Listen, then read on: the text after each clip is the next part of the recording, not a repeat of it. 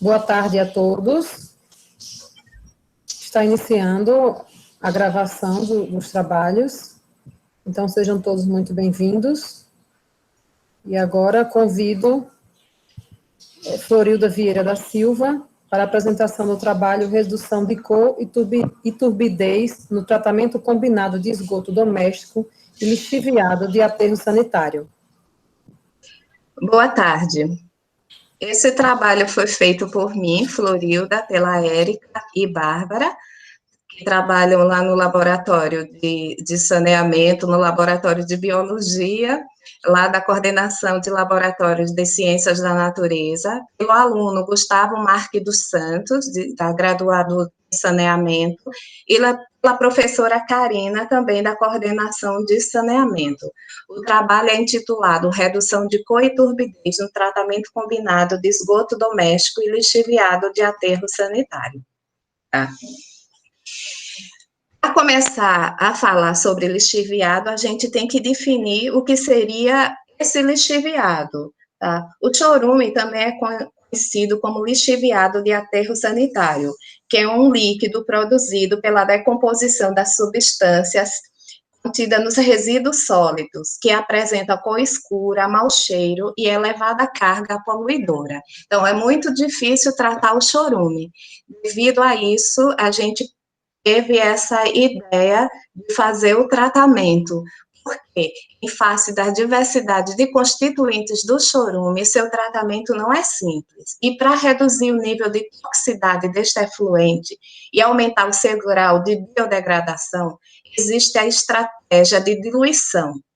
Mas não seria bom diluir ele com água de boa qualidade, devido à escassez hídrica. Aí, atualmente, se dilui o chorume um efluente com a menor carga orgânica, que no caso seria o esgoto doméstico.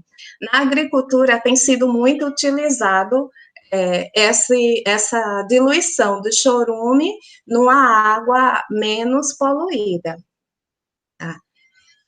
Aí o objetivo desse trabalho é avaliar a eficiência da remoção de dois parâmetros, cor e turbidez do chorume, nos percentuais de 0,5%, 1% e 1,5%, adicionado ao efluente doméstico, que a gente chamou de mistura combinada, em um sistema convencional de tratamento de esgoto em escala de bancada, contendo um reator aeróbio e um sistema de filtração em carvão ativado. A gente utilizou dois efluentes, o esgoto doméstico lá do canal Allan Kardec, ali no fundo do IFES, nessas coordenadas que estão aí, e o chorume lá do aterro sanitário. Só que esse chorume a gente coletou no ano passado, porque esse ano não foi possível ir lá coletar devido à pandemia. Esse canal de água pluvial recebe aí, Allan Kardec, ele recebe os esgotos daquelas casas e ali da região, porque nesse bairro Getúlio Vargas não existe uma estação de tratamento de esgoto, então muitas casas não possuem fossa e lançam direto no canal de água pluvial o esgoto. Qual foi a metodologia utilizada? A gente construiu esse reator, que está aí um reator aeróbio cilíndrico, transparente, para ser depois deixado lá no IFES, que é mais fácil para os alunos observarem o tratamento, e um filtro, tá? Esse reator, ele tem uma capacidade aproximada de 14 litros, e tem as seguintes dimensões, 80 centímetros de altura e 15 centímetros de diâmetro interno. O filtro também é de acrílico transparente, ele tem um leito filtrante de carvão ativado de 32 centímetros, com a granulometria desse carvão de 1 a 3 milímetros, e tem uma camada suporte de brita. Como é que funciona esse tratamento? A gente fez o seguinte, comprou 2 compressores de ar comprimido, aquelas bombinhas de aquário, e esse compressor, na ponta, ele possui uma pedra porosa. A gente comprou 2 compressores e colocou no meio e no fundo do reator, para que ele começasse a aerar, né, durante 6 horas. Para que se faz essa aeração? Na aeração, as bolhas de ar sobem, tá? E arrastam os sólidos com ele. Aí, quando as bolhas estouram, ela vai dividir as partículas de sólidos presentes, vai reduzir, assim, a cor e a turbidez.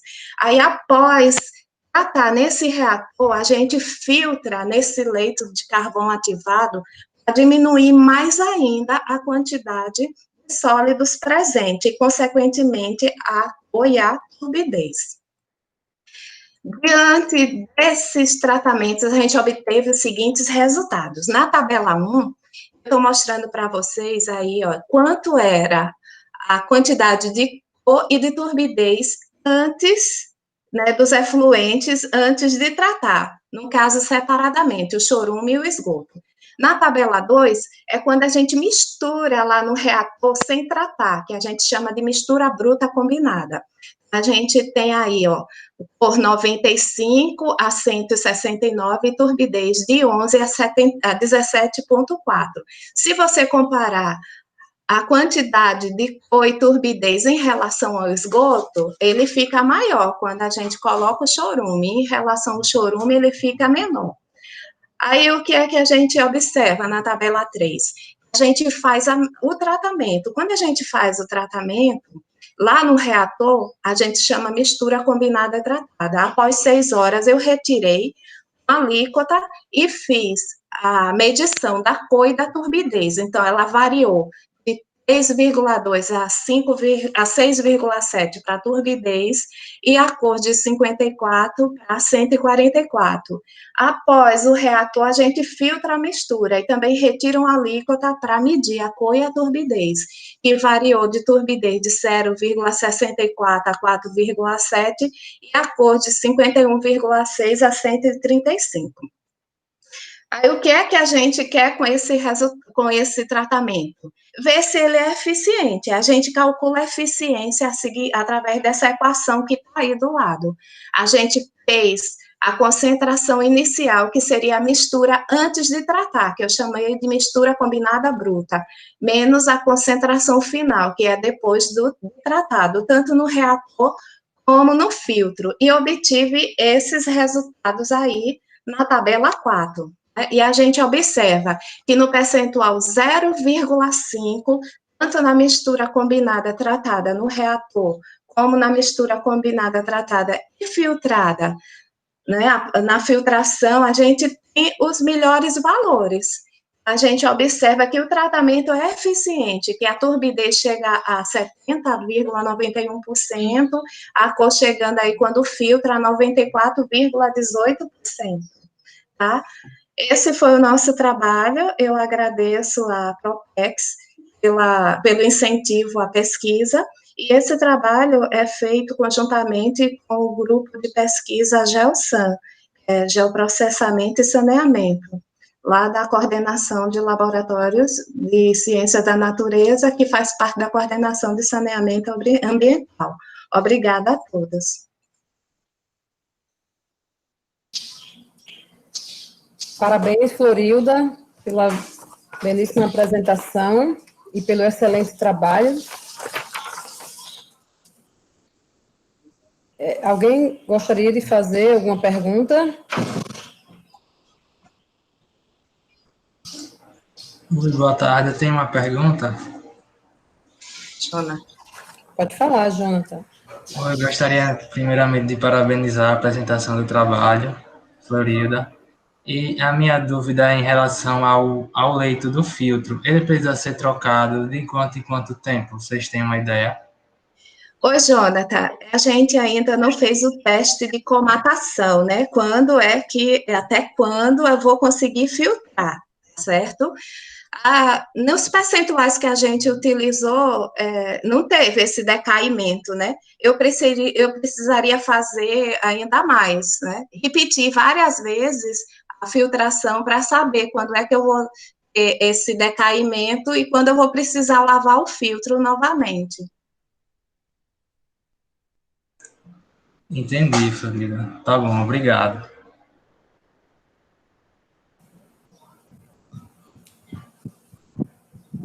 Mais alguma pergunta?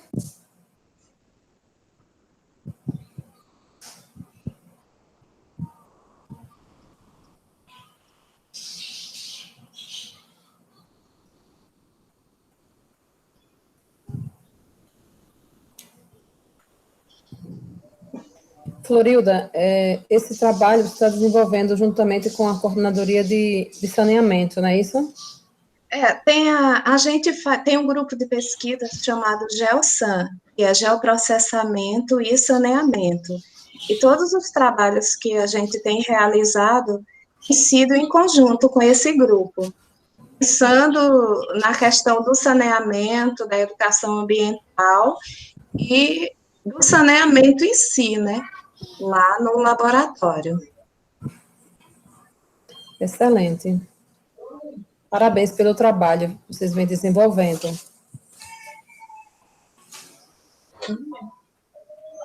No território.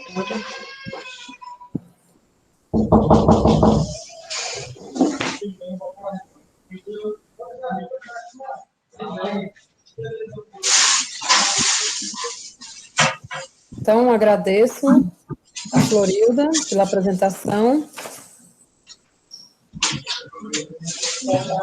E agora, damos continuidade. Isso. A apresentação do trabalho, estudo da condição de saúde mental do estudante do IFES Campus São Cristóvão. Eu vou ficar aqui para escutar a sua apresentação. Aqui eu tenho um público real. Boa tarde.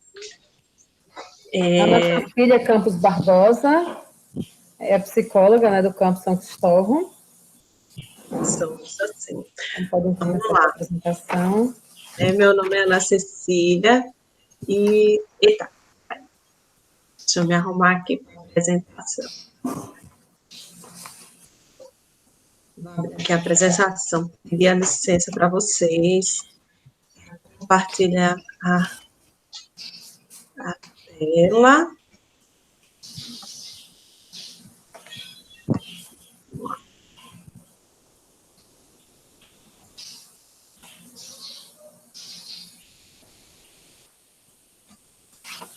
Já está compartilhando direitinho?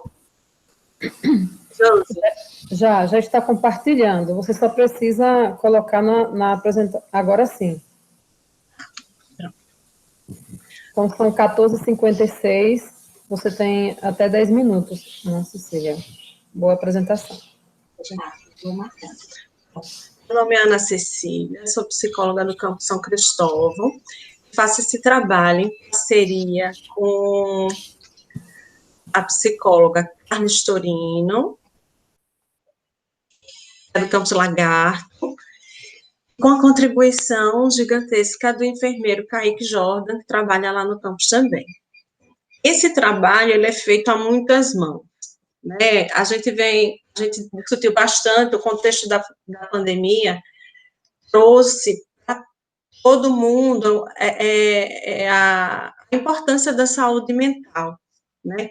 Só que a saúde mental já é uma preocupação anterior, constante, de muita gente que vem sofrendo, né, com vários fatores que contribuem para esse adoecimento. Dentro do espaço escolar não é diferente.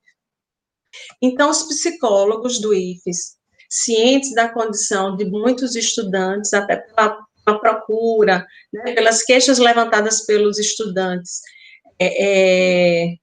detectada por esses psicólogos, viram a necessidade de realmente estruturar um grupo de pesquisa, que tem como título Núcleo de Estudos em Pesquisa em Psicologia da Educação Profissional, NEPEP. O NEPEP é formado por psicólogos do Instituto Federal de Sergipe, e vem desenvolvendo essa pesquisa desde 2018, né? Então, fizemos em todo o IFES, amostras em todos os campi, nos utilizamos de referenciais teóricos, né, com base nos relatórios da OMS, da Undifes, e outros estudos. Bom, essa pesquisa, ela procurou mapear as queixas do sofrimento mental, do sofrimento psíquico dos estudantes e elencar os fatores institucionais que atravessam essas queixas. Então, diante disso, foi elaborado, ainda pelo grupo de pesquisa, né, um questionário online, desenvolvido no Google Forms, baseado em 3 outros trabalhos. No perfil do estudante do IFES Campus Tobias Barreto, na Pesquisa Nacional de Saúde Escolar, e utilizamos também uma escala muito conhecida na área de saúde mental, que trabalha com saúde mental, que é o SRQ, de 20 questões, que é uma escala onde a gente avalia sintomas de depressão, ansiedade nas pessoas, né? Então, nós utilizamos de uma amostra de 104 respondentes, são 104 estudantes, no caso do Campus São Cristóvão, né? Porque inicialmente fizemos uma amostra com todo o IFES, mas vimos a necessidade de replicar essa pesquisa dentro do Campus São Cristóvão, englobando outros estudantes que não entraram no primeiro trabalho, que inclusive foi apresentado na Semana de Tecnologia do ano passado. Então, esse ano, pegamos o recorte de São Cristóvão e acrescentamos, além do integrado e o subsequente que abordamos na pesquisa passada, incluímos o comitante superior. A pesquisa foi aprovada, né, ela foi apresentada como projeto PPTAI e se submeteu ao Conselho de Ética da instituição. Bom, então esse trabalho, esse questionário, ele foi aplicado nesses estudantes e nós tivemos a oportunidade de levantar várias informações. Então, dentro da amostra obtida, nós percebemos que 84% dos estudantes pertenciam à faixa etária entre os 18 e 30 anos. Então, a gente vê que numa pesquisa, você tem amostras com várias modalidades e vários cursos dentro da instituição, a gente tem aí uma população, um público-alvo relativamente jovem, entre os 18 e 30 anos. 60,6% são do sexo feminino, 85,6% da amostra se declararam solteiros, 90% não tinham filhos. É importante a gente destacar essas informações, porque a gente tem uma população jovem, mais da metade de mulheres, 85% solteiros, mais de 90% não tinham filhos, e mais de 70% se declararam com renda familiar de até um salário mínimo e meio. Abordamos nessa pesquisa, procuramos levantar dados sobre o histórico de saúde mental, a história de saúde mental dessas pessoas. Coletamos que mais de 20%, né, 20,2%, afirmaram possuir um transtorno mental comum. Quais são os transtornos mentais ditos comuns? Ansiedade, depressão e diversas somatizações. 1,9%, né, quase 2%, afirmou apresentar transtorno mental persistente, entra na categoria do transtorno bipolar ou esquizofrenia. Mais de 20% procurou um serviço a um profissional de saúde mental, sendo que desses, 86% das pessoas que procuraram um serviço de saúde mental procuraram um psicólogo, 4,8% um psiquiatra, 2,9%, né, quase 3%, precisou ser atendido pelos 2 profissionais. E fatores da vida acadêmica, né? Porque quando a gente faz a pesquisa dentro da escola, a gente procura levantar que fatores dessa vida estudantil podem contribuir para o estado emocional desse estudante. Aí nós detectamos que 58,6% apontaram cansaço devido à sobrecarga de atividades acadêmicas. Então, a gente percebe aí que quase 60% reconhece, né, aborda a questão da sobrecarga de atividades. 45%, né, cerca de quase a metade dessa amostra, destaca a incerteza com relação ao futuro após formado, 20%, 20,2%, desmotivação com relação ao curso escolhido, 18,2%, né, cerca de quase 20%, levantou a dificuldades de relacionamento com os colegas, e 9,6% apontaram dificuldade de relacionamento com os professores. Então, a gente vê que uma preocupação grande é a sobrecarga de atividades. Vamos lá. Eu apresento daqui para frente o que seria a ferramenta do SRQ, né, dividido, e vou mostrar rapidamente as respostas. Aqueles sintomas de humor depressivo e ansioso, né, temos aí as perguntas: sente-se nervoso, tenso, preocupado, assusta-se com facilidade, sente-se triste, né? Então, vocês vão ver que todas as perguntas são nesse nível, mas nós dividimos por sintomas. Então, a gente vê aí que um destaque, olha, 76 respostas, mais de 70%, 73% da amostra relata que se sente nervoso, tenso, preocupado. 60% da amostra sente-se triste ultimamente. Então, a gente tem uma população jovem, sem filhos, solteiros, mas que se sentem muito preocupados e tensos e tristes. Os sintomas somáticos, percebemos que mais de 60% relata ter dor de cabeça frequente, mais de 60% dorme mal, quase 40% sente desconforto no estômago. Sempre lembrando, vamos fazer aqui a ponte. A gente tem, assim, índices altos, né, de pessoas com determinado sofrimento físico, né, ligados a questões emocionais. Mais de 60% de uma população jovem, sem filhos, de solteiros, com dores de cabeça, dormindo mal, problemas de estômago. Investigamos também o decréscimo de energia vital. Você se cansa com facilidade, mais de 50% da amostra, né, 51,9%, relatou que se cansa com facilidade. Mais de 60% tem dificuldade para tomar decisões, 67,3%, a gente vê aí, né? Quase 70% da amostra se sente cansado o tempo todo, tendo esse cansaço físico ou mental. E mais da metade da amostra, 54,8%, declara ter dificuldade de pensar com clareza, presença de certa confusão mental, né?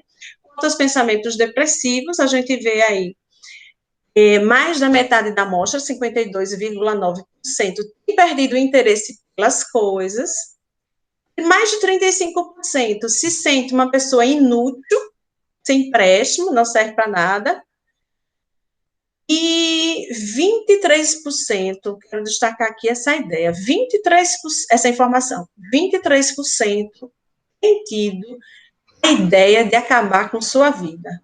23%, né, quase 25%, a gente tem 1/4 da amostra pensando em suicídio.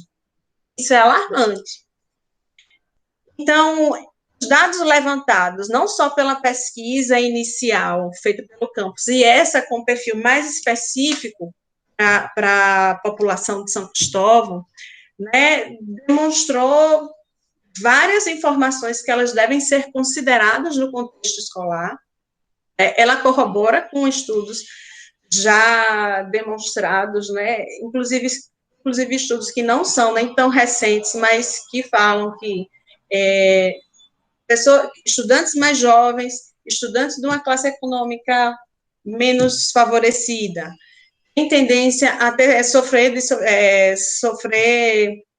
mentalmente. A gente vê aí, analisa a importância da psicologia escolar, esse contexto, e a discussão desses temas na escola, junto com as equipes de ensino e de saúde. Então, a gente destaca aqui a importância da discussão desses temas, junto com toda a comunidade, e estamos à disposição aí para discutir a questão. Muito obrigada.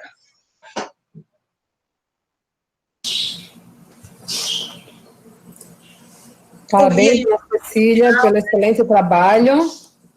E agora vamos para as perguntas.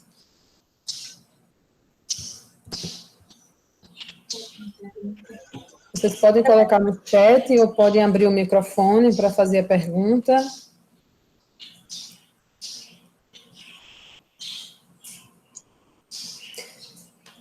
Ana Cecília, e agora com a pandemia, esses estudos, né? Esses números têm aumentado? Podemos avaliar essa situação de duas formas diferentes. Primeiro, né, que inclusive deu origem ao trabalho, a questão da demanda.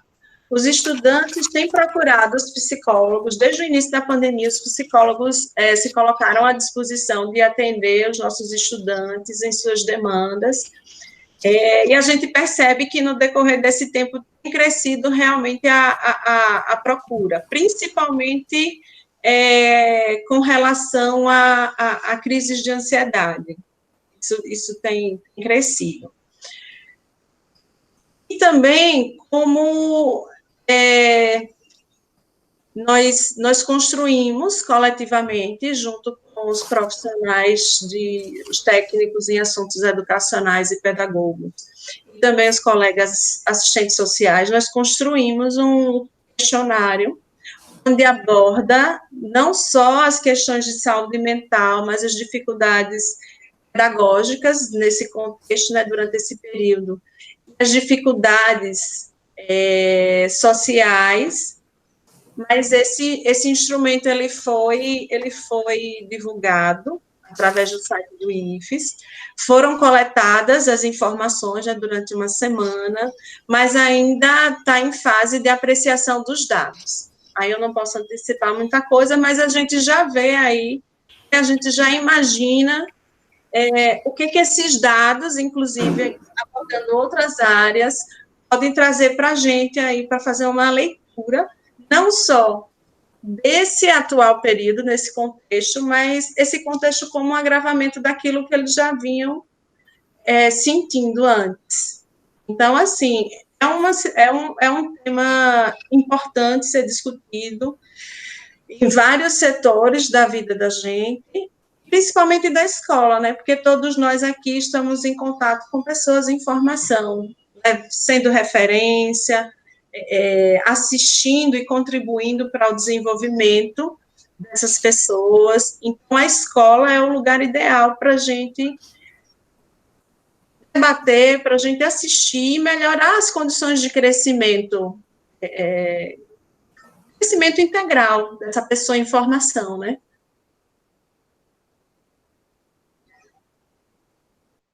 Pergunta, porque eu sou professora do campus Itabaiana, e lá, agora com a pandemia, tem se agravado ainda mais, entendeu? O número de alunos afastados, em tratamentos, né? E, infelizmente, em Itabaiana, a gente não tem psicólogo. Aí está, assim, o caso mais complicado. Esse formulário que foi desenvolvido com todas né, com as demais abordagens profissionais, eu acredito que tenha tido retorno também dos estudantes de Itabaiana, mas a gente não teve tempo ainda para apreciar com cuidado esses dados. Mas a gente percebe o adoecimento não só dos estudantes, né, que sofrem vários fatores, como já apontados por ele, né? Se, de repente, num contexto atual, a sobrecarga não foi tanta até o momento de implantar o ensino remoto, né? São outros desafios já na vida do estudante, mas as dificuldades econômicas, dificuldades familiares, também entram nesse contexto aí de adoecimento mental desses últimos meses. Mas a gente observa não só o adoecimento do estudante, né, porque o estudante aí, nesse caso, é nosso foco de cuidado e de estudo, mas a gente observa também o adoecimento dos nossos colegas e as pessoas de uma forma geral, com medo de se contaminar, com as incertezas da nossa sociedade, a crise econômica. Então, é um cuidado que deve ser estendido a todos. Todos nós estamos precisando desse cuidado, né? E a melhor forma é justamente para pensar em como é que a gente pode contribuir para uma saúde mental, né, de forma coletiva, desde a nossa casa, do nosso trabalho, com os nossos colegas, e numa situação mútua, de troca mesmo, de autoacolhimento e de acolhimento do próximo. Estamos todos nessa situação. Então, assim, a gente ainda vai precisar discutir muito sobre isso. E desenvolver estratégias, né? Favorecer aí essa saúde que a gente tanto almeja. Verdade. E agora também a situação ficou um pouco diferente, porque antes eles passavam praticamente o dia inteiro no instituto, né? E agora eles passam o dia inteiro em casa. Então, quando eles estavam no instituto, ele tinha um apoio, assim, da equipe Multicamp, né? Que aí, no caso, é uma equipe que envolve pedagogo, técnicos administrativos, e eles estavam sempre, assim, conversando com eles, porque às vezes eles estavam com aquela crise, assim, de ansiedade, nervosos, né? E agora eles não têm a quem recorrer, né? Estão em casa, e muitos deles, assim, com a carga de trabalho também em casa, né? Problemas somados, né? Porque, assim, até as condições de estudo foram modificadas, né? Porque quando a pessoa sai e vai para um outro espaço, você se utiliza daquele espaço para você estudar. No caso da gente também, né? Para a gente trabalhar. Desenvolvendo todos esses papéis num espaço onde várias pessoas estão dividindo, estão compartilhando, estão disputando também com você, é um desafio para todo mundo. Para todo mundo. Então, é bem isso. Eu sei que no cotidiano das aulas, mesmo remotas, ou quando a gente retornar ao contato presencial, o tema vai ter que ser realmente bem acolhido por todos nós da instituição, para a gente ver a melhor forma de desenvolver saúde nas nossas relações, nesse cuidado. Que a gente vê que não é só uma questão psicológica, o psicológico ele está ali ligado a vários fatores da vida da gente, e a escola também é um espaço, tanto promotor de saúde, se não for bom também vai trazer preocupações que afetam aí que podem desencadear sofrimento mental. Então, é esse nosso desafio. Não só da equipe de psicologia, mas toda a comunidade escolar, né? Todos nós educadores. Todos nós que estamos nesse barco, inclusive, da pandemia, né? Eu acho que é isso. Verdade, Ana Cecília. Érica Cristina Teixeira dos Anjos Brandão, ela colocou aqui no chat, parabéns pelo trabalho. Trabalhos desse tipo deveriam ser feitos em todos os campi. E, assim, todo mundo dando os parabéns, né, porque um excelente trabalho. Agora, eu quero destacar que o trabalho também não é só meu e nem foi só realizado em São Cristóvão. Na Semana de Tecnologia do ano passado, nós fizemos a demonstração desse mesmo trabalho, só que com amostra em todos os campos, inclusive de Itabaiana. Então, assim, já é um desdobramento da pesquisa do ano passado. Nesse período de pandemia também, discutimos a melhor forma de desenvolver aí mais uma fase da pesquisa, que foi através da construção desse trabalho que, inclusive, junto com o PROEM, né, de divulgação desse formulário que ainda não foi devidamente apreciado. Mas em breve, se Deus quiser, a gente vai estar demonstrando aí esses resultados.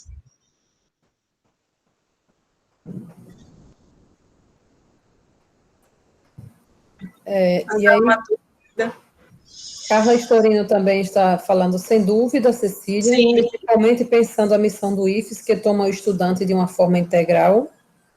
Inclusive, Carla Storino, nossa psicóloga também, Lagarto, ela é a líder do NEPEP.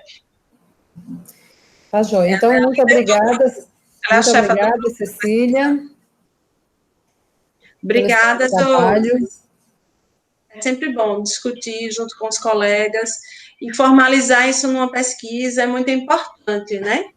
É muito importante, dar mais crédito e confiabilidade no trabalho que a gente desenvolve dentro do Instituto. Todos nós desenvolvemos, né? Obrigada. E agora, para darmos continuidade ao trabalho das apresentações, convido Cláudia Cardinale Nunes Menezes para a apresentação do trabalho Tecnologias Assistivas para o Ensino e Comunicação de Pessoas Surdas e Cegas. Isso, boa tarde a todos. Meu nome é Cláudia, né, sou do Campo Socorro, e eu vou pedir licença aqui para iniciar minha apresentação, compartilhar a tela com vocês. Tudo bem. Pessoal, estou deixando a minha câmera desligada porque a internet está oscilando um pouco.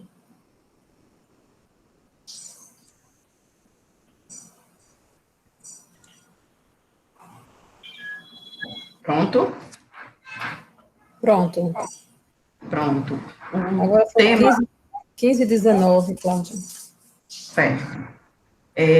A gente não consegue ver, assim, o tempo, né, que a gente só está visualizando aqui a tela, mas qualquer coisa você pode interromper e pode me avisar sobre o tempo, mas será breve.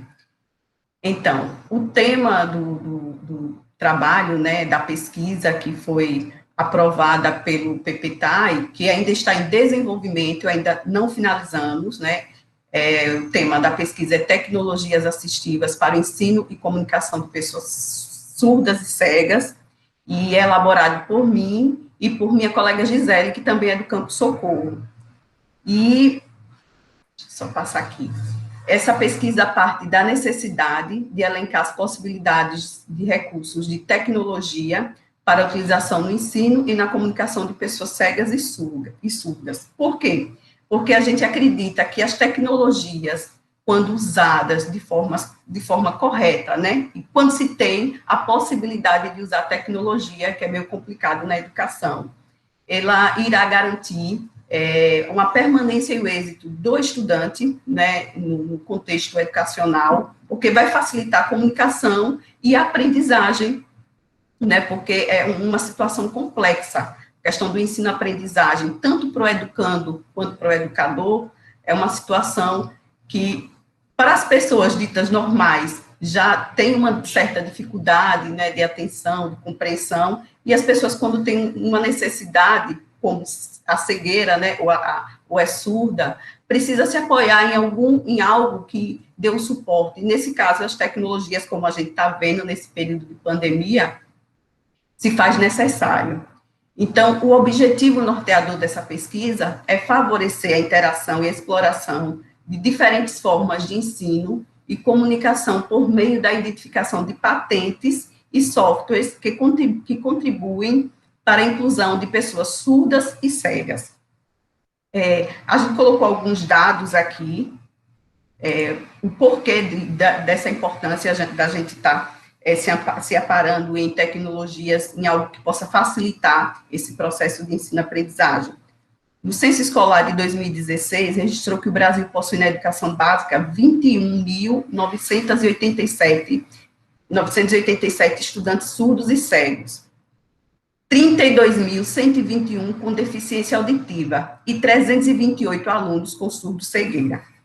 Já o Censo Escolar de 2018 revela que o número de alunos de 4 a 17 anos de educação especial vem aumentando gradativamente, passando de 87,1% em 2014 para 92,1% em 2018. Então, é uma realidade que existe, a gente precisa pensar a inclusão de forma efetiva, né, nas classes comuns, do cenário, né, das instituições de ensino. E como foi a metodologia? Como eu coloquei, as tecnologias vão ser através de uma busca de softwares e de patentes, porque é o que transforma o que há de novo no mercado, o que há disponível, né, de produtos que auxiliem a questão da inclusão no mercado. Então, o parâmetro de busca, a gente tomou como referência o do radar tecnológico do INPI. O INPI é o Instituto Nacional de Propriedade Industrial. A gente chama de Escritório Brasileiro de Patentes. E aí ele define que para a gente fazer essa busca tecnológica, a gente primeiro precisa identificar, né, delimitar o período de monitoramento.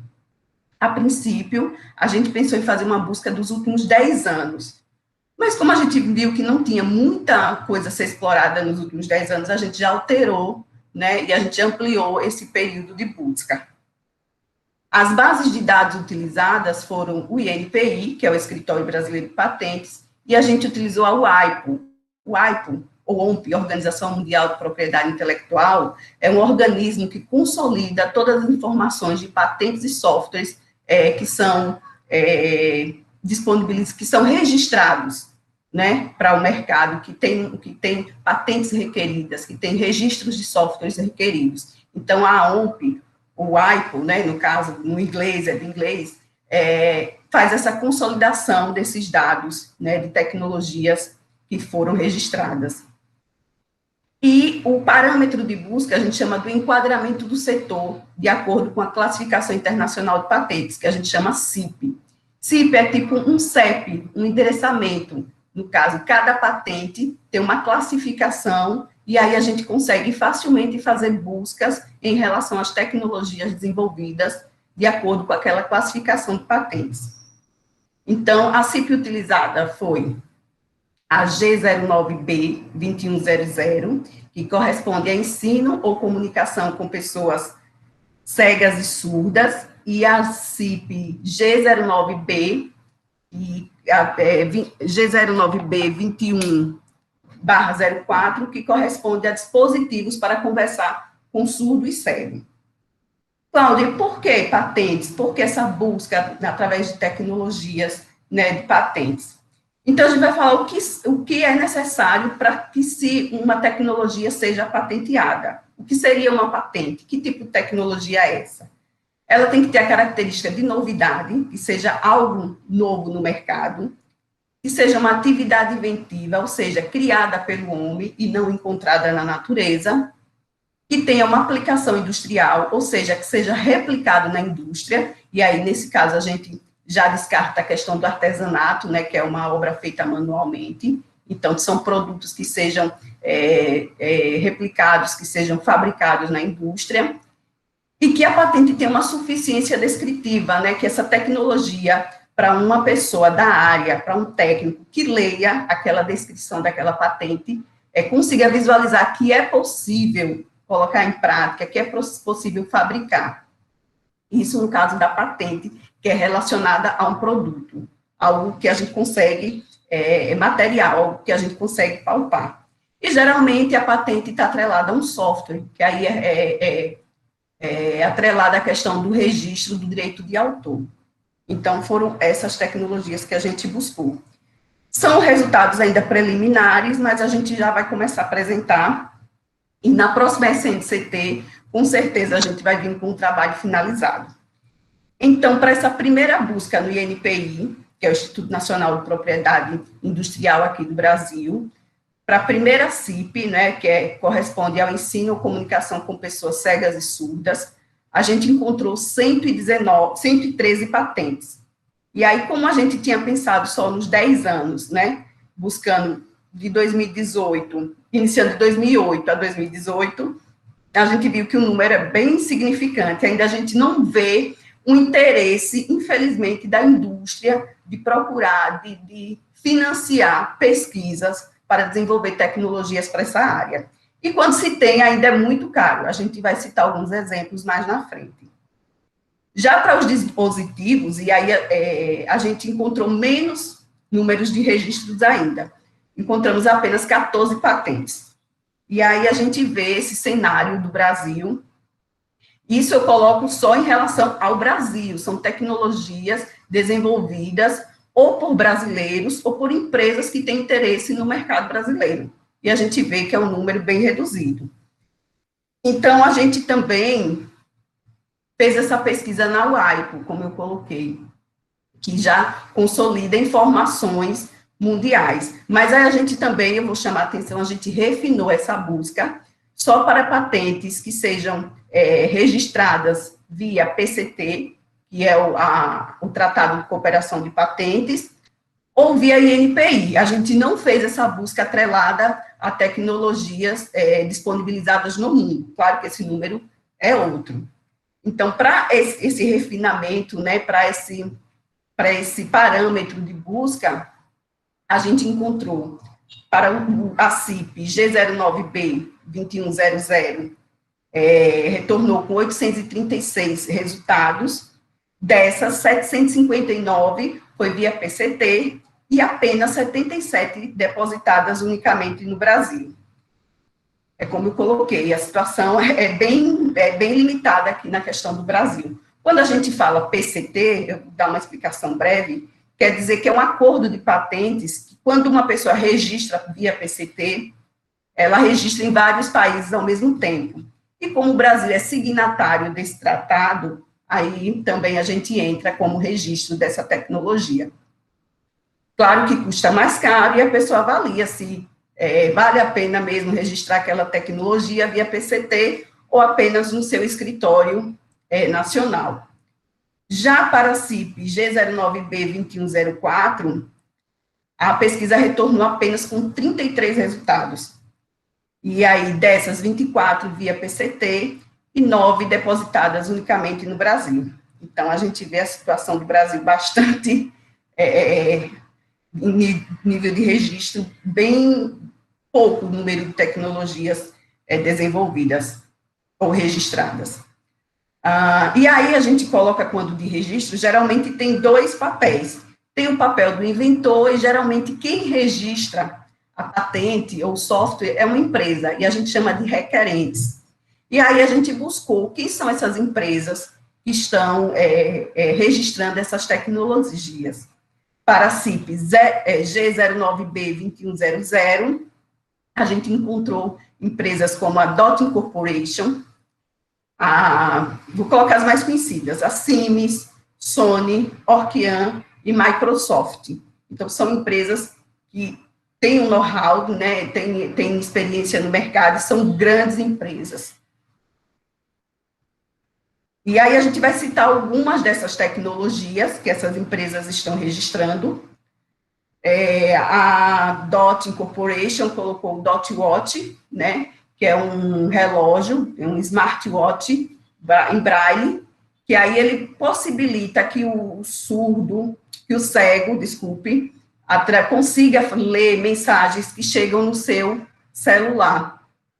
Mensagens, consiga ler horas, porque o relógio faz a tradução, no caso da língua dele, seja ele inglês ou português, para a Libras, né, a língua brasileira de sinais. Então, consegue essa comunicação, possibilita essa comunicação e torna possível a inserção, né, a inclusão da pessoa, no caso cega, no ambiente, na sociedade, né, de integração, facilitando a comunicação. Então, não é barato essas tecnologias, né, infelizmente, ainda não é acessível a todas. Eu acho que aqui em Aracaju, aquele vereador Lucas Aribé, ele tem um relógio desse, quando vocês encontrarem, podem, como é que chama, por curiosidade, prestar atenção, mas já há tecnologia para isso. Outra tecnologia bastante importante, né, que possibilita essa inclusão, foi desenvolvida pela Orkian Incorporation, que é o dispositivo que é colocado no óculos, e aí esse dispositivo permite que as pessoas com deficiência visual compreendam texto e identifiquem objetos através de feedback de áudio, descrevendo o que eles não conseguem ver. Então, ele reconhece tanto textos, a pessoa cega pode ler textos tanto em livros quanto no celular, ele consegue também auxiliar na identificação de pessoas na face e facilita a vida, com certeza, da pessoa cega. Não é só a bengala, né? Já existem tecnologias para bengala também, mas eu não coloquei aqui. E a Microsoft, que tem um aplicativo SimA.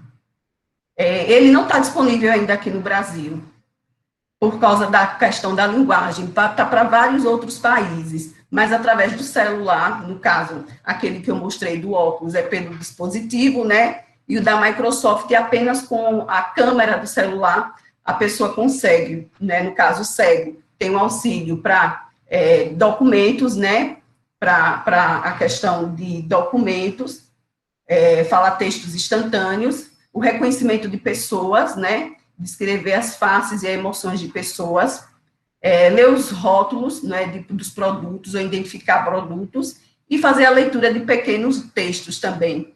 Então, é uma tecnologia que facilita bastante a vida do cego. Para a CIP G09B2104, que são os dispositivos, a gente também encontrou várias empresas, né, vários requerentes, dentre esse mercado, a gente vê a hegemonia, podemos dizer assim, do Japão, né, desses países que desenvolvem essa tecnologia. Os Estados Unidos também. Então, a gente vê Estados Unidos e o Japão aí como os primeiros no número de registros dessas tecnologias. E aí a gente coloca aqui o exemplo do Minspec, que é um software, né, que ele consegue, através do significado, né, de ícones, a pessoa que tem dificuldade, no caso aí de fala, os outros era o cego, né, se comunicar através de um teclado com várias figuras, a pessoa consegue se comunicar. Aí eu coloquei aqui um exemplo de um suco, né, com o símbolo de um pincel, que aí dá a ideia de substituir de adjetivo. E aí, para a pessoa, o ouvinte, seria sede. Já a mesma figura, mas trocando só a figurinha, que significa verbo, significa beber. Então, para a gente pode ser um pouquinho complicado, mas a pessoa que utiliza esse teclado todos os dias facilita bastante a vida, a comunicação dessa pessoa.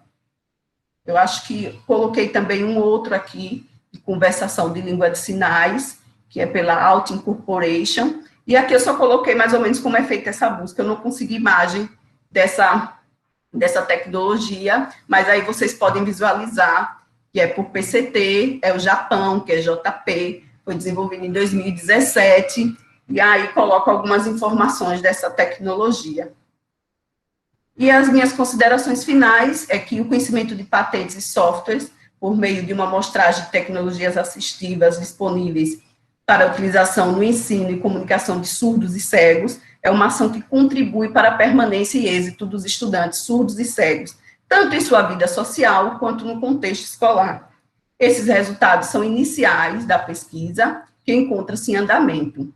E aí, para finalizar, eu coloco, assim, a importância, né, de investimento na educação, não são, para a gente colocar isso em prática, não basta só boa vontade, né, a gente sempre precisa de um software, né, de comunicação, né, algo que ajude esse dia a dia no contexto tanto da vida social dessas pessoas como no contexto escolar. A maioria são tecnologias que ainda, infelizmente, não estão disponíveis no Brasil, e aí também a questão do preço também que essas empresas cobram das pessoas, mas que depois de quebra de patente, né, depois dos 20 anos que é patenteado, a boa notícia é que essa tecnologia pode ser replicada a um custo menor. Então, claro, eles investem em pesquisa, querem tirar o lucro nos primeiros anos de produção, mas depois, né, e também tem os estudos, os grupos que podem até ter uma ideia e melhorar essas tecnologias. Então, o que vale a pena mesmo é investir em pesquisa, né, como todo mundo sabe, e que existe muita solução já disponível, mas que, infelizmente, não é disponível para todos, né? Deixa eu só fechar aqui e voltar para a tela e parar minha apresentação. Então, é isso, são ainda informações iniciais, né? A gente está começando a questão de tecnologias, e aí eu estou disponível para qualquer pergunta, qualquer dúvida, e agradecer a atenção de todos. Acho que minha colega Gisele está aqui também. E Elinha. Alguém gostaria de fazer alguma pergunta?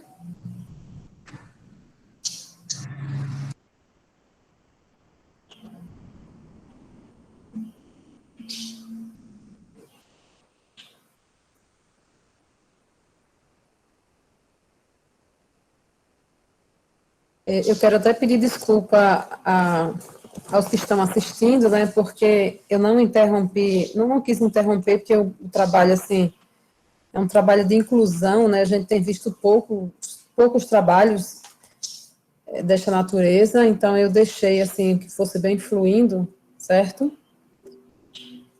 E também porque são poucos aqui na sala. Alguém tem alguma pergunta?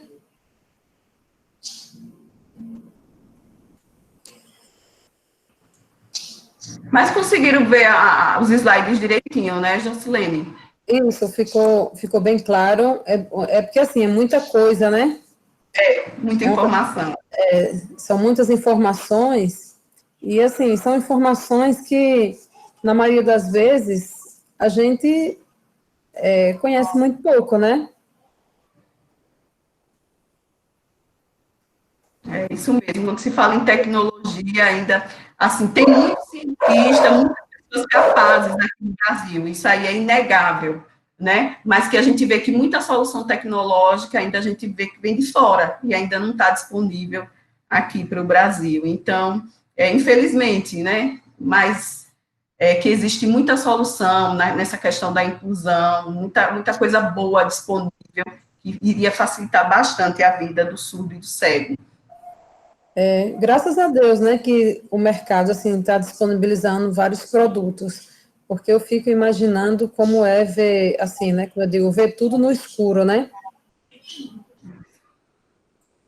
É isso mesmo. Ainda não é barato e ainda não é disponível assim para toda a população, né? Infelizmente. Mas a gente, pelo menos, tem a questão do tempo do registro da patente, que são 20 anos. Depois de 20 anos, qualquer empresa pode replicar essa tecnologia, ou seja, fabricar, e aí a gente sabe, quando tem a lei não tem a lei da concorrência, né? Quando tem vários produtos no mercado, esse preço, essa tecnologia vai ficar com preço melhor para aquisição das pessoas, como é o caso do relógio, do dispositivo do óculos, né? O dispositivo da Microsoft é questão mesmo de investimento da empresa, porque a gente sabe que é só uma questão de entrada no mercado, é questão de língua, que eles ainda não colocaram na língua portuguesa. Então, assim, tá aos poucos, já veio a primeira atualização, né, que foi a questão para o inglês, para essas línguas principais. Aí depois já disponibilizaram para mais alguns países, mas ainda o Brasil não foi incluído. Esperamos que na terceira atualização, talvez, disponibilizem aqui, eu acredito, com essa tecnologia no celular, acho que vai melhorar bastante aqui também. Bom, então, agradeço, né, imensamente a Cláudia. Boa tarde, pessoal. Oi, Cleiton, pode falar. Boa tarde, sou do curso de edificações do campus Aracaju, e na minha turma tem uma colega que ela é deficiente auditiva. Aí eu gostaria de saber algumas informações como é que o IFE está agindo para melhorar a parte do ensino nesse tempo de pandemia, né, que as aulas estão sendo remotas. Se o IFE está usando algum tipo de ferramenta para melhorar a comunicação com esses estudantes.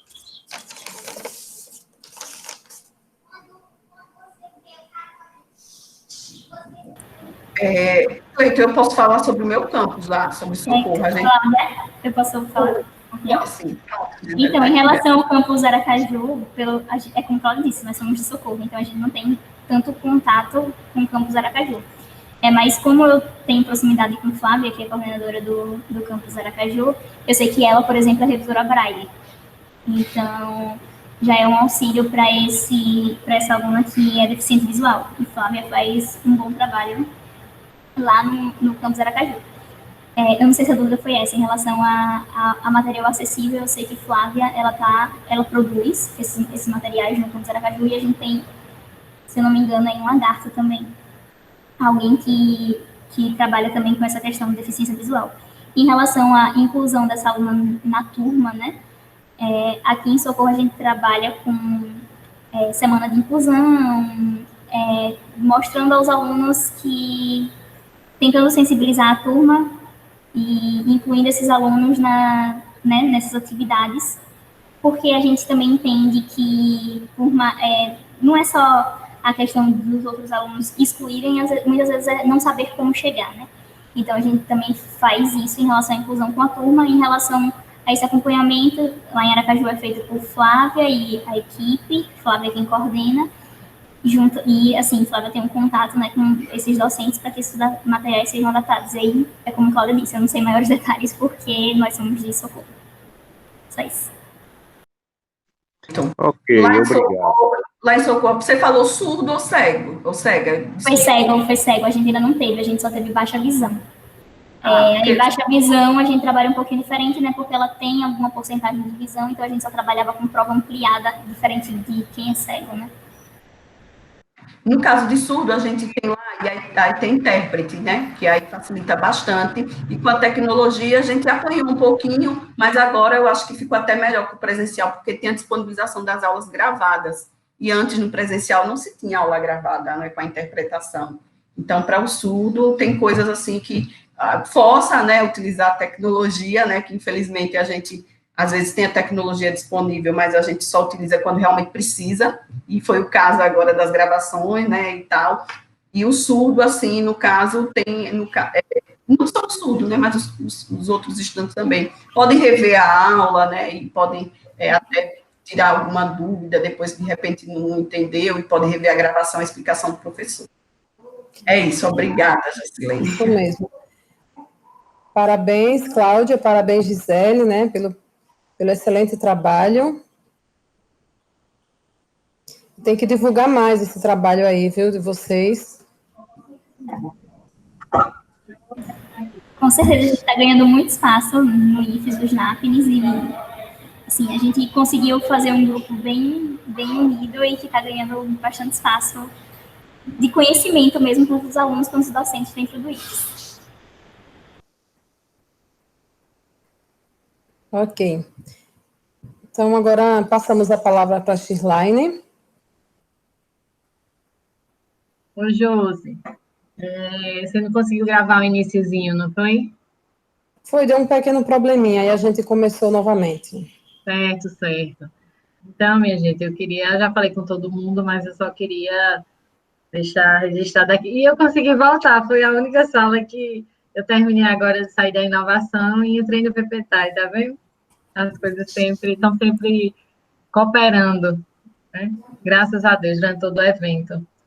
Então, era só o que eu coloquei no início, que tinha alguns aqui, é só para agradecer mesmo, agradecer a participação de todo mundo, participação efetiva nos eventos, aqui nos trabalhos, não terem desistido da pesquisa, como eu coloquei. Quem desistiu, desistiu com pena no coração, com dó. Não sabemos como vai ser o ano que vem, né? Mas fizemos o nosso papel esse ano. E aí, que bom que todos chegaram até aqui, né, até esse momento, para poder passar um pouco para a sociedade um pouco do que a gente tem construindo dentro do Instituto, dentro de Pesquisa, Extensão e Inovação. Eu fico muito, muito orgulhosa de ser um dos poucos institutos, e aí quando eu falo poucos, eu falo bem poucos, né? Nós temos 2, eu acho que esse ano aumentou mais um, que tem editais específicos para técnico, porque pesquisador, ele não é só docente, né? Pesquisador é pesquisador, pode ser docente, pode ser técnico, pode ser discente. Então, eu fico muito feliz em fazer parte de uma instituição que vislumbra o técnico também como pesquisador, até porque muitas vezes é quem está aí na ponta, as pesquisas que eu vejo do PPTAI são pesquisas maravilhosas, de altíssima qualidade, então a gente não tem nem o que pensar, né? Eu sempre solicito também, quando a gente faz um edital agora como o PIA-Lab, para a gente trocar essas experiências, porque se juntar o conhecimento que a gente tem da academia com o conhecimento prático que os técnicos eles dominam, então ninguém vai segurar o Instituto Federal no que se refere à pesquisa. A gente já está se destacando tanto, vai se destacar cada vez mais. Então, muito obrigada a todo mundo, continue até a sexta-feira, né? A gente ainda tem muita coisa, e fiquem com Deus.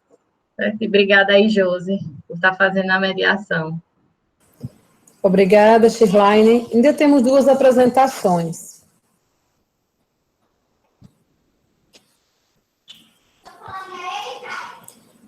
E dando continuidade às apresentações, convido o Jonathan de Matos Moreira a apresentar o trabalho Potencial Antioxidante e Caracterização Físico-Química e Microbiológica do kombucha. Oi, boa tarde a todos. Boa tarde, Jonathan. Peço licença aqui para compartilhar minha tela, só um instantinho.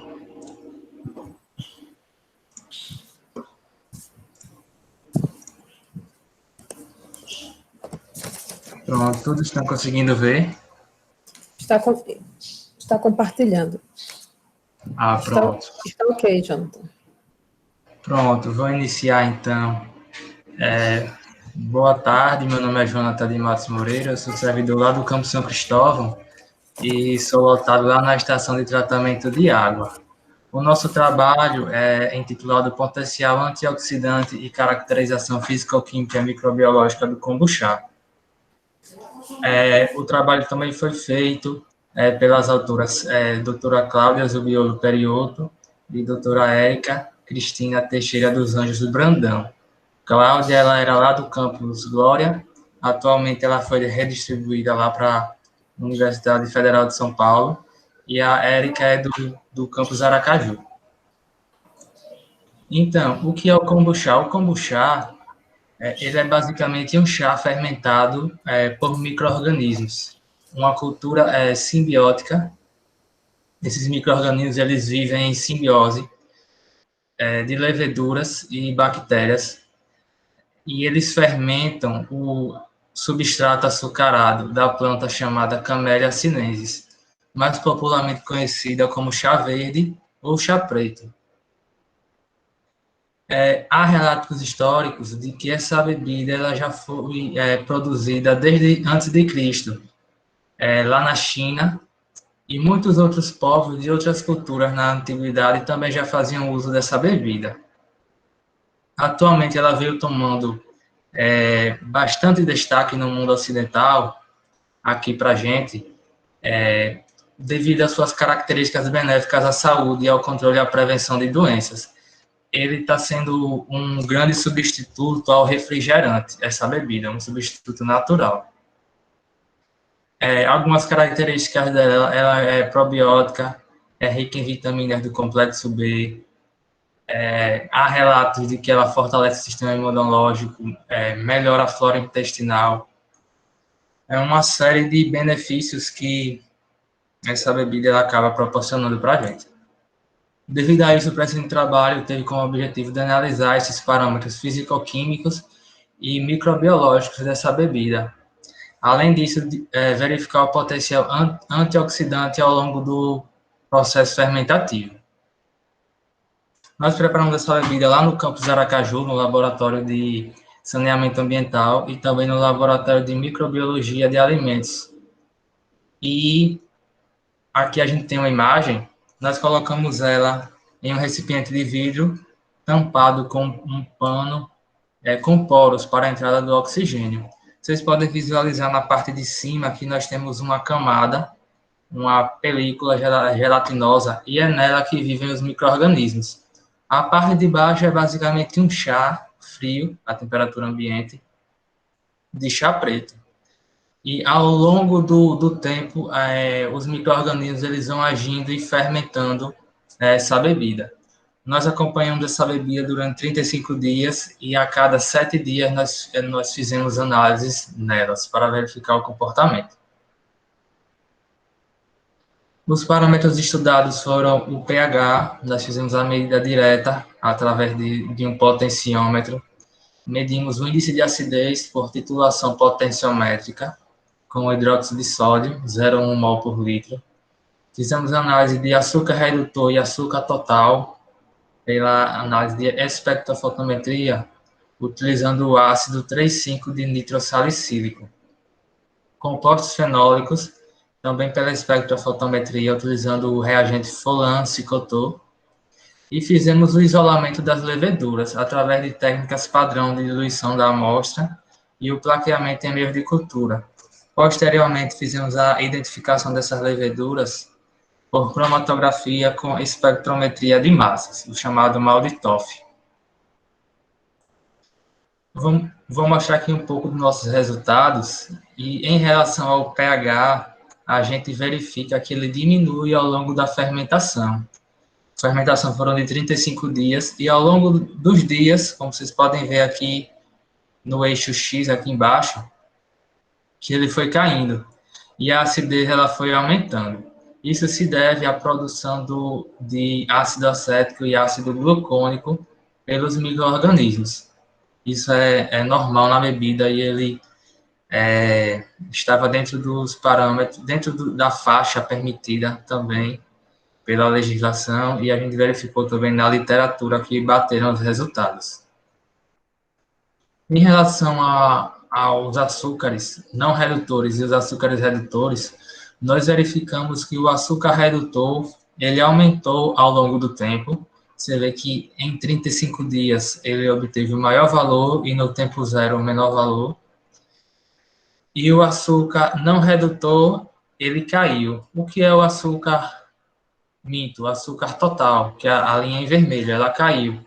O que é o açúcar total?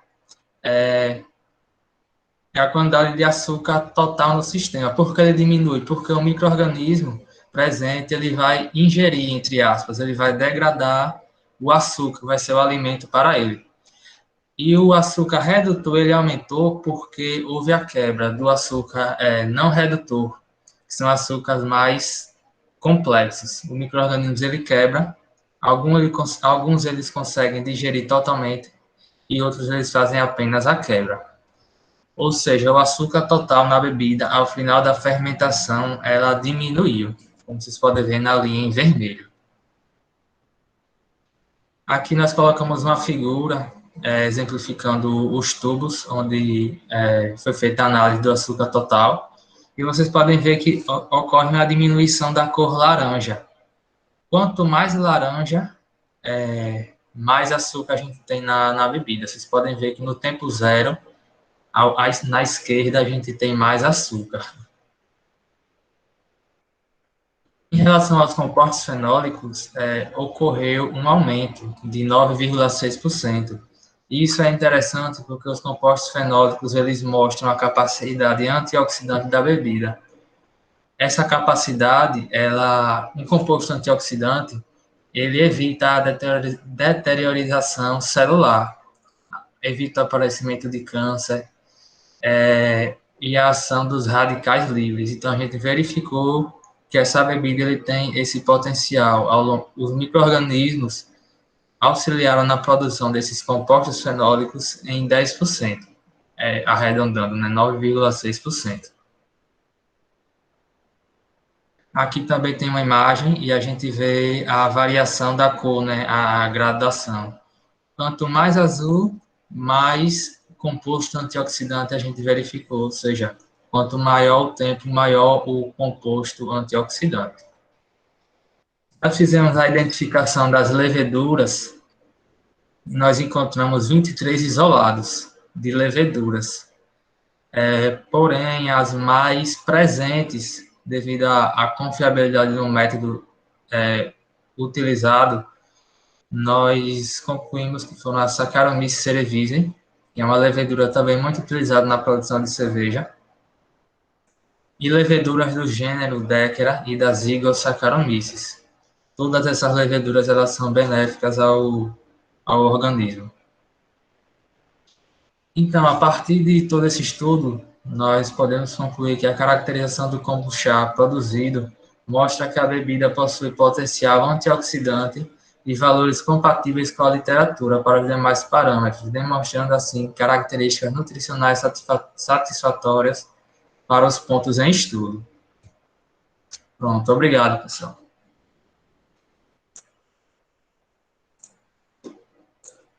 Finalizo aqui a apresentação. Parabéns, Jonathan, pela excelente apresentação. Alguém gostaria de fazer uma pergunta?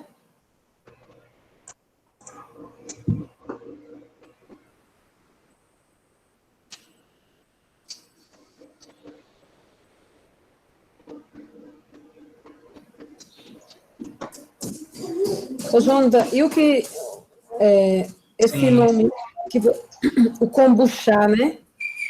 Isso. Você poderia explicar um pouco por que esse nome kombucha? Pronto. Ela é uma bebida fermentada e basicamente é um chá. Aí a nomenclatura final ficou chá, em alusão a isso. E kombu foi desde a antiguidade mesmo, os primeiros povos que fizeram essa bebida pensaram que ela vinha de uma... Como é o nome? Fugiu a palavra. De uma alga. Aí essa alga ela tem o nome kombu, por isso que é dado kombucha.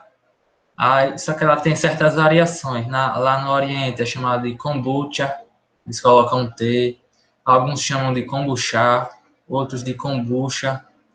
Mas é basicamente isso. E ela é uma bebida, é tipo um chá mesmo, fermentado, e ela está sendo bem evidenciada para o pessoal que faz dieta, tem um consumo mais saudável devido às suas ótimas características nutricionais.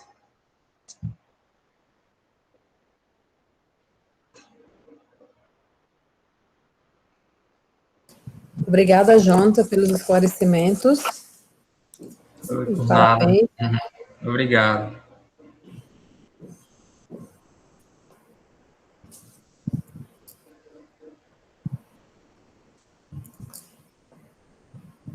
Mais alguma pergunta?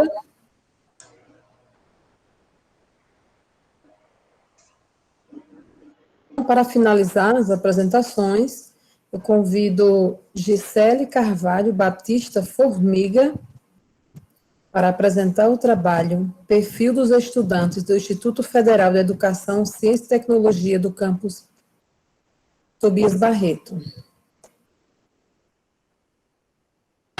Boa tarde a todos. Eu peço licença também para compartilhar aqui minha tela. Rapidinho, gente.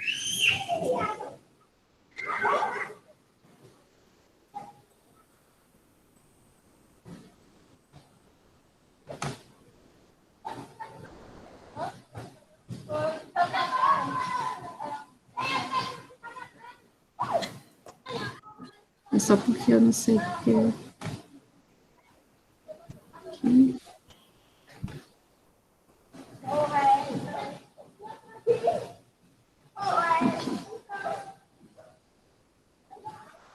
Agora vai. Bom,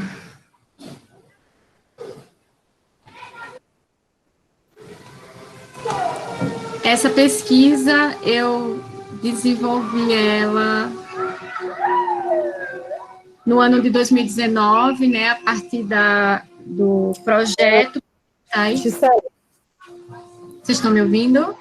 Estamos. Você pode deixar a apresentação em tela cheia? Ela não está não para vocês, para mim tá. Para vocês não, né? Dê um F5 aí no seu computador. Tá, deixa eu voltar para a apresentação. F5. E aí, agora tá? Ela ainda está com os slides do lado, né? Eu acho que é o modo que eu estou compartilhando. Peraí. Aqui em cima, onde tem esses as coloridos, aí você pode colocar a apresentação.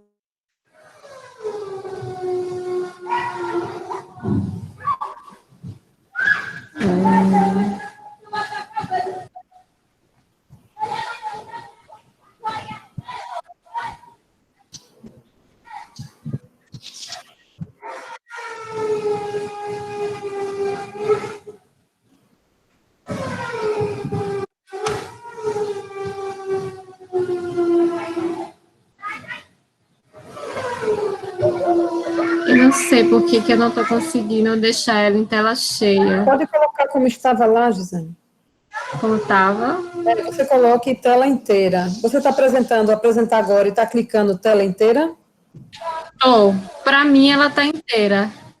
Certo. Aí você, aqui acima da apresentação, depois em cima da letra A tem um rosa e vermelho, tem a apresentação de slide. Pronto, aí você já clicou. Pronto. Para você tá inteira agora? Ou tá como se fosse uma janelinha? Está a janela grande com as janelas laterais. O rosto de vocês, né? A tela do Chrome, né? Do Google Meet. É porque o certo para eu compartilhar... Pode apresentar si mesmo. Deixa eu só tentar mais uma vez, porque o certo realmente era eu conseguir a partir de uma guia do Chrome. Não, você coloca apresentar a tela cheia, tela inteira. Quando eu coloco tela inteira, não está me aparecendo a opção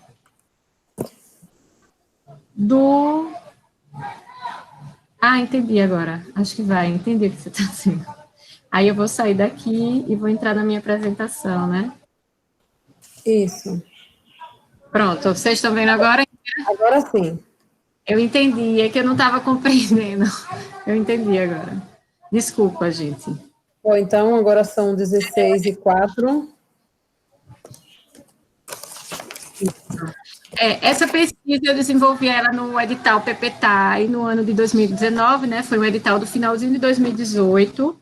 E eu já tinha desenvolvido uma pesquisa similar no ano de 2016.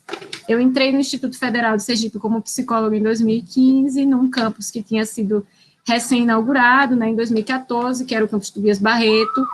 E quando você está num campus novo, muitas coisas precisam ser estudadas, né?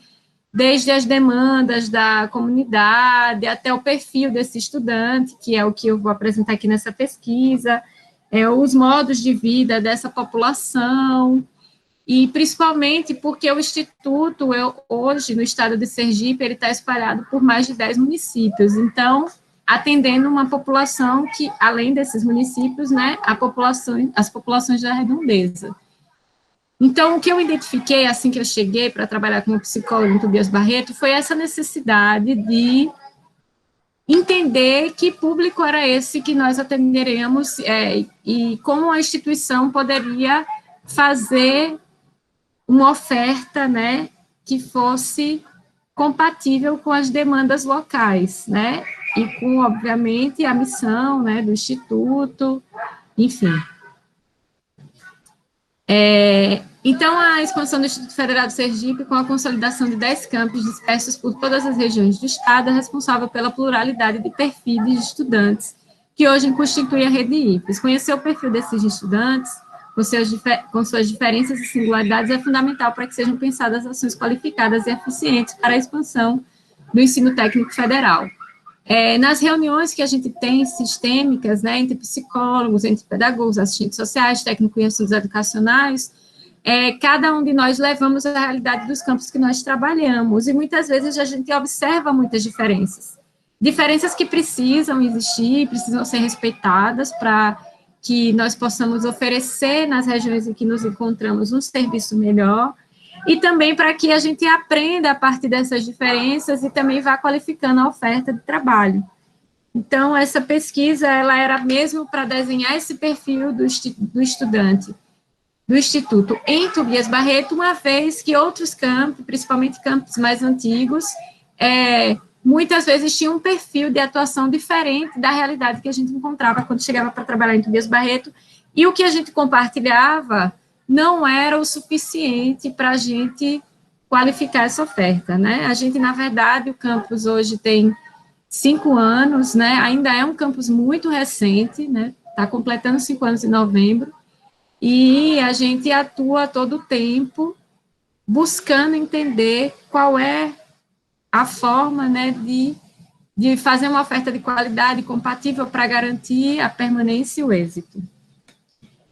A presente pesquisa teve como objetivo, então, conhecer o perfil do estudante do Instituto Federal de Sergipe e do campus Tobias Barreto. Foi realizado um estudo quantitativo. Então, assim, eu fiz uma pesquisa em 2016, em 2019 eu refiz essa pesquisa, uma vez que já tínhamos aí 3 anos de campus, né, 4 anos, 3 anos, na verdade, efetivamente completados, e para comparar tanto as mudanças que nós propusemos nesses 3 anos, os efeitos dela e o que a gente observou a partir disso, né? Então, além do objetivo de conhecer melhor o perfil do estudante, e para isso essa pesquisa, esse estudo, o ideal é que ele se mantenha por alguns anos, nós também tivemos a oportunidade de fazer esse comparativo com a pesquisa anterior.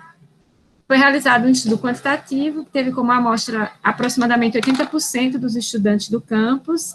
A gente usou como questionário um questionário estruturado acerca dos aspectos socioeconômicos, culturais e acadêmicos, e os questionários foram aplicados coletivamente, né? Então, assim, era um formulário do Google Forms, eu encaminhava para o WhatsApp das turmas, e no momento da aplicação, e todos os estudantes acessavam e respondiam, e eu acompanhava essas respostas, né? Eu fazia isso geralmente no momento concedido pelos professores, porque o meu objetivo era que a maioria respondesse, né? Que eu conseguisse o que a gente chama de uma amostra até exaustão, né? O máximo possível. Os resultados, então, foram agrupados em 5 categorias, que é a identidade desse estudante, a saúde, principalmente a saúde emocional, os aspectos familiares, os aspectos de renda e trabalho, e a formação acadêmica. Eu vou dar uma amostra resumida do que foi que a gente encontrou a partir desse estudo. A gente pode observar que a maioria dos estudantes em Tobias Barreto estão matriculados nos turnos noturno, seguido muito de perto pelo turno vespertino, né? A gente tem 42% no turno noturno e 40% e alguma coisa no turno vespertino, e em sua maioria na modalidade subsequente, e à noite a gente só oferta subsequente, e à tarde a maioria dos estudantes são concomitante, mas também tem turmas de subsequente. A gente também tem uma turma de estudantes concomitante pela manhã, né? No ano de 2019 a gente tinha essa configuração, agora em 2020 a gente tem 2 turmas de concomitante pela manhã, 3 turmas de concomitante à tarde, 2 turmas de subsequente, e à noite nós temos 4 turmas de subsequente. Então, também há uma grande mudança da pesquisa do ano 2016 para o ano 2019, porque em 2016 a gente só tinha 4 turmas, em 2019 a gente tem 9 turmas. No que se refere à questão de gênero, o número revela um equilíbrio entre os indivíduos do gênero masculino e feminino, com uma certa predominância do gênero feminino, né? Nós temos um número de 54,3% das estudantes do gênero feminino, e o que acompanha a tendência dos estudos realizados pelo MEC, né? Hoje, no país, nós temos um número de mulheres matriculados maior que o número de homens, né? De indivíduos do gênero masculino. No entanto, a permanência e o êxito dos estudantes do gênero masculino é maior, o que envolve aí fatores de gênero dessa trajetória de vida dos indivíduos do gênero feminino, que é uma trajetória que pode ser atravessada por atividades domésticas, por outras expectativas familiares com relação a seus estudantes, enfim. Então, o fato de ter mais mulheres na escola não significa que a gente ainda viva uma igualdade de gênero na formação, né? A educação ainda tem muito a contribuir com essa igualdade de gênero, e ela não se reflete apenas nos números, né? A maior parte dos estudantes tem idade entre 15 e 22 anos, são solteiros, moram na cidade de Tobias Barreto ou em povoados nas proximidades. 15% dos estudantes são de povoados próximos, e eles se deslocam para o campus, principalmente de bicicleta, a pé ou de moto. A gente até tem um ônibus da prefeitura que faz esse transporte para o campus apenas no turno noturno. Então, no turno vespertino e matutino, os estudantes se deslocam mesmo de bicicleta ou a pé e de moto. Por quê? Porque não existe transporte coletivo na cidade.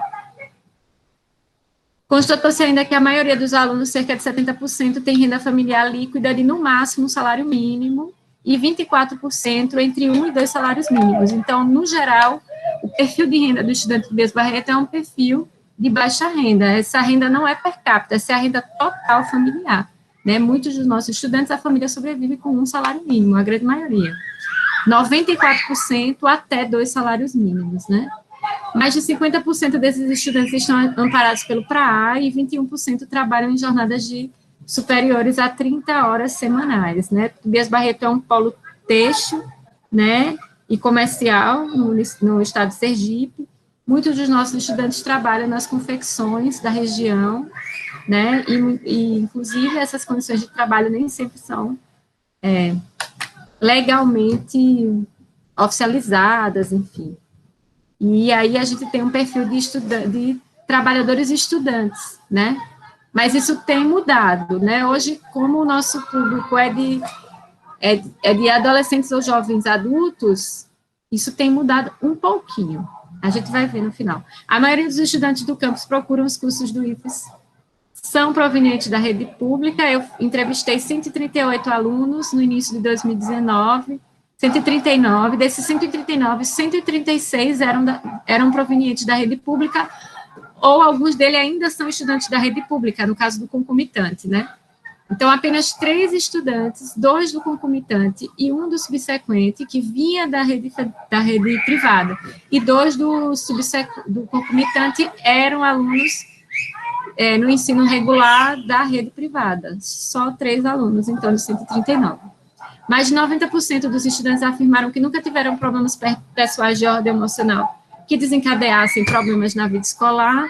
Esse é um dado que eu faço e questiono para os estudantes por conta do meu trabalho, mesmo da minha função de psicóloga, e eles entendem assim, mas esse é um dado que qualitativamente a gente pode ter uma compreensão melhor, porque às vezes o estudante não identifica, né, que alguns aspectos como mudanças familiares, conflitos, né, relações de trabalho também, no caso daqueles mais velhos, são questões que influenciam, sim, em seus potenciais acadêmicos.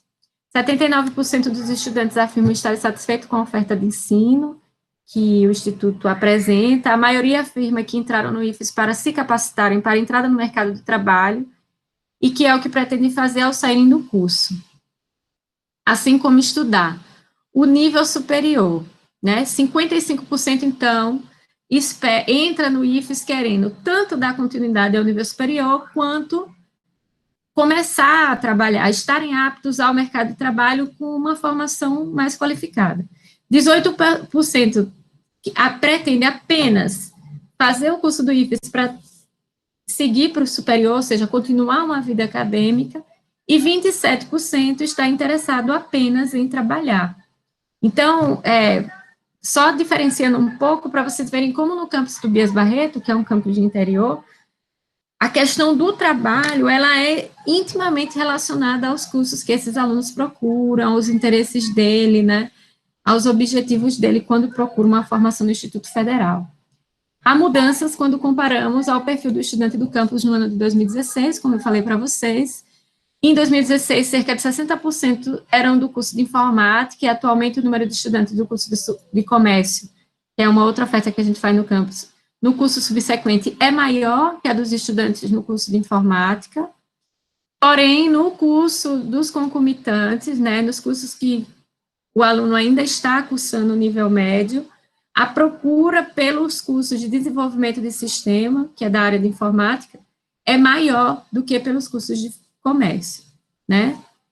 É um curso concomitante, ele tem 3 anos, ele acompanha o primeiro, segundo, terceiro ano do ensino médio, o curso de desenvolvimento de sistemas, e o curso de comércio no concomitante, ele tem 2 anos de duração. Destaca-se ainda a mudança do número de estudantes por turno, porque em 2016, mais de 70% dos estudantes do campus eram do turno noturno, e atualmente, pouco mais de 40% estão matriculados no turno noturno, e os outros 40% também no turno da tarde, e aí a gente tem um número de cerca de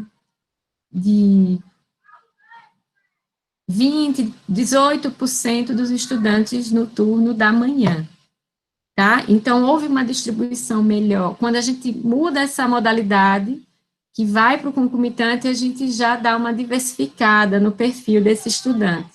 E o que a gente acredita que pode haver mais ainda quando essa oferta for do integrado, e mais ainda com a possível oferta do superior. Percebe-se que em 2016 o maior índice de estudantes era do gênero masculino, né, como eu falei. Em 2019 há uma inversão, e aí a gente tem um número significativo de estudantes do gênero feminino, né, mas a diferença é sempre pouca, né. Hoje nós temos 54% do gênero feminino. A faixa etária, que antes era 16 a 28 anos, caiu e está entre 14 e 22, também pela entrada do concomitante. Isso muda muito esse padrão etário. E um outro aspecto que aponta a grande mudança é que em 2016, mais da metade dos estudantes exerceu alguma atividade remunerada. Então, a gente tinha um perfil de um campus que a gente chama, né, que é categorizado como trabalhadores e estudantes, e em 2019 a gente tem só 21% desses estudantes são trabalhadores. Então, a gente tem mais Essa categorização, ela se divide em trabalhadores e estudantes, que são as pessoas que trabalham 40 horas ou mais de 30 horas e também estudam, mas esse estudo é só uma tentativa de melhorar esse rendimento no trabalho. Temos estudantes trabalhadores, que são trabalhadores de uma carga horária de até 20 horas, né, e que buscam no estudo mesmo a formação que pretende para a atuação profissional futura. E temos os estudantes que não trabalham, né? Então, a gente ainda tem no nosso campus trabalhadores e estudantes, né? A gente tem estudantes trabalhadores, mas a gente está tendo um número maior de indivíduos que apenas estudam, né? Bom, para concluir, a pesquisa foi importante para que a equipe técnica de assistência estudantil do campus construísse um perfil mais completo, fidedigno e atualizado dos estudantes. Além disso, a pesquisa permite também que outros educadores da escola possam utilizar as informações para fundamentarem suas práticas e projetos, né? E este perfil atual revela grandes mudanças quando comparamos ao perfil do estudante do campus no ano 2016. Contudo, as demandas ainda são as mesmas em muitos aspectos, assim como o perfil de renda e o número significativo de trabalhadores e estudantes, como eu falei, né? Essa condição do trabalho no nosso campus, ela ainda é bastante significativa. Bem, é isso. Eu vou encerrar o compartilhamento de tela. E agradecer pela oportunidade de compartilhar essa experiência aqui com vocês. Parabéns, Gisele, pela excelente pesquisa. Obrigada. Alguém gostaria de fazer alguma pergunta? Eu gostaria de fazer uma pergunta. Pode fazer, Cleiton. Apesar dessa questão toda, que é um campus, que um pessoal trabalha, se esforça, qual o índice de desistência? Vocês notaram que é alto ou não tão alto, né? O pessoal, apesar de todo esforço, ainda continua indo para as aulas? Então, a gente teve um índice de evasão alto nos primeiros anos. Essa seria uma pesquisa mais direcionada para essa questão, mas a gente fez, em um momento, lá no campus, uma pesquisa quanto a isso, e a gente teve um índice de evasão muito grande entre os anos 2016, 2017, até por conta de questões do calendário, por conta desses trabalhadores estudantes. Então, quando o grau de dificuldade desses cursos aumenta, há uma evasão maior, e a gente observa que, com a entrada do concomitante, esse índice de evasão, ele é menor. A gente observa também que, com essa regularização do calendário que a gente viveu, né, nos anos de 2018 e 2019, também teve um índice de evasão menor. Então, são, assim, uma série de fatores, mas o fato de termos um público de trabalhadores e estudantes, em alguns momentos, influencia muito no índice de evasão, né? Mas a gente vem buscando fazer uma atuação, uma oferta que dê conta de atender a esse perfil, né, desses estudantes. Também, né, também, mas a gente já observou que não pode ser essa, por exemplo, a única prioridade do campus. A gente precisa também atender a outros perfis de estudantes. Ok, obrigado.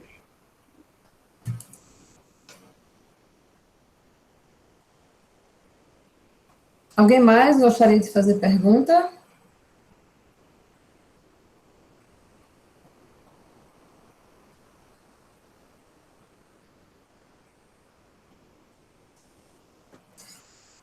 Ok, então podemos finalizar. Parabéns, Gisele, mais uma vez. Parabéns a todos pelas excelentes pesquisas. E eu fico muito feliz, né, porque o nosso instituto, com essa valorização também dos técnicos, né, com esse edital do PPTAI, e vocês, assim, apresentaram os trabalhos maravilhosos.